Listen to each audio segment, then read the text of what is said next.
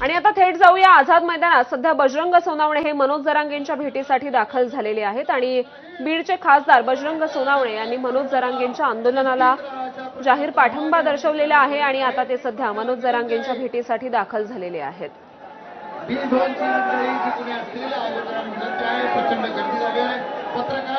मनोज जरांगे हे मोठ्या आंदोलकांसह मोठ्या प्रचंड संख्येने मुंबईत दाखल झालेले आहेत आणि आता मनोज जरांगेंचं उपोषण सुरू झालेलं आहे आणि आता त्यांच्या भेटीसाठी बीडचे खासदार बजरंग सोनावणे त्याचबरोबर संजय जाधव हे देखील जरांगेंच्या भेटीसाठी दाखल झालेले आहेत।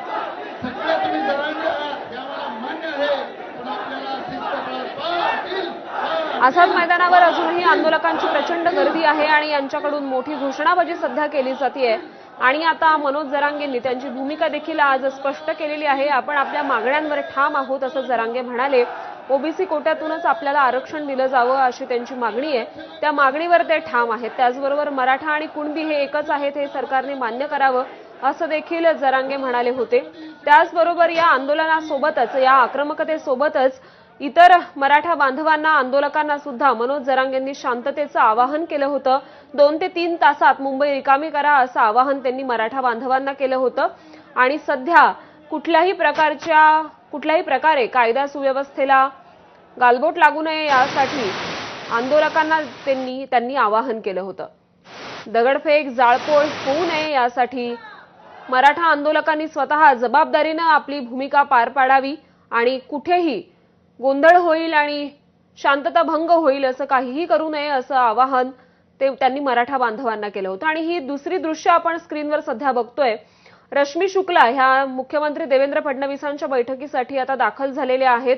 मुंबईतील मराठा आंदोलकांची गर्दी आणि त्याचबरोबर गणेशोत्सवाच्या पार्श्वभूमीवर सुद्धा या बैठकीत काही चर्चा होतीये का हे पाहणं महत्त्वाचं ठरणार आहे। पोलीस महासंचालक रश्मी शुक्ला यांची आता सह्याद्री अतिथीगृहावर मुख्यमंत्री देवेंद्र फडणवीसांसोबत बैठक होणार आहे। तर दुसऱ्या दृश्यांमध्ये मनोज जरांगे हे आझाद मैदानावरून आपल्याला दिसतायत आणि सध्या बजरंग सोनावणे बीडचे खासदार त्यांच्या भेटीसाठी दाखल झालेले आहेत। त्याचबरोबर आज सरकारकडून आणि त्याचबरोबर मराठा आरक्षणासंदर्भातल्या उपसमितीकडून जरांगेंची भेट घेतली जाण्याची शक्यता आहे, चर्चा होण्याची आज शक्यता आहे आणि त्यामुळे आज दिवसभरात काय घडामोडी घडतात, सरकारकडून काय भूमिका स्पष्ट केली जाते हे सुद्धा पाहणं महत्त्वाचं ठरणार आहे। परंतु सध्या भाजपच्या अनेक नेत्यांकडून महाविकास आघाडीच्या नेत्यांनी आपली भूमिका स्पष्ट करावी अशी मागणी होतीये। मराठा आरक्षणासंदर्भात महाविकास आघाडीच्या नेत्यांनी आपलं म्हणणं स्पष्ट करावं असं देखील सत्ताधारी पक्षातल्या आमदार, खासदार आणि मंत्र्यांकडून सध्या बोललं जात आहे।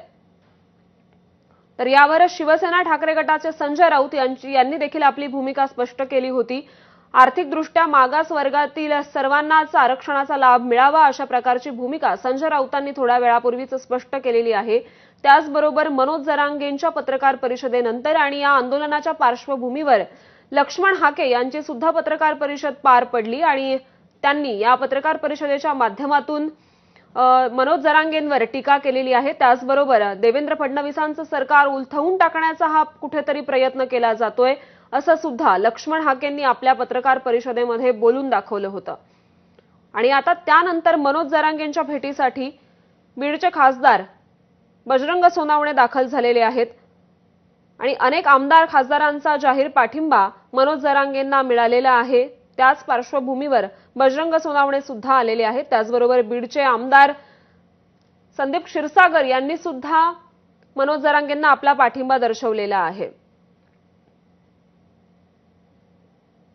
तर शरद पवार गटाच्या राष्ट्रवादी काँग्रेसचे माळशिरस येथील धनगर समाजाचे आमदार उत्तमराव जानकर यांनी सुद्धा आपला पाठिंबा मनोज जरांगेंना दर्शवलाय आणि करमाळा येथील धनगर समाजाचे दुसरे आमदार नारायण पाटील यांनी सुद्धा आपला पाठिंबा दर्शवलेला आहे। त्यामुळे हा कुठेतरी लक्ष्मण हाके यांना मोठा धक्का समजला जातोय। त्याचमुळे मराठा समाजातील नेते, आमदार, खासदार यांच्यासोबतच धनगर समाजातील नेत्यांनी सुद्धा मनोज जरांगेंना पाठिंबा दर्शवलेला आहे आणि आता त्या पार्श्वभूमीवर लक्ष्मण हाके सुद्धा काय भूमिका घेतात हे सुद्धा बघणं महत्त्वाचं ठरणार आहे। तर आज पहाटेच मनोज जरांगे हे आपल्या असंख्य कार्यकर्त्यांसह, हजारो कार्यकर्त्यांसह मुंबईत दाखल झाले आणि त्यानंतर मोठा ताफा घेऊन आझाद मैदानाकडे त्यांनी कूच केलं आणि त्यानंतर पत्रकार परिषद त्यांनी घेतलेली आहे। तर या आंदोलनासाठी केवळ 5,000 आंदोलकांची परवानगी कोर्टाकडून मिळालेली होती।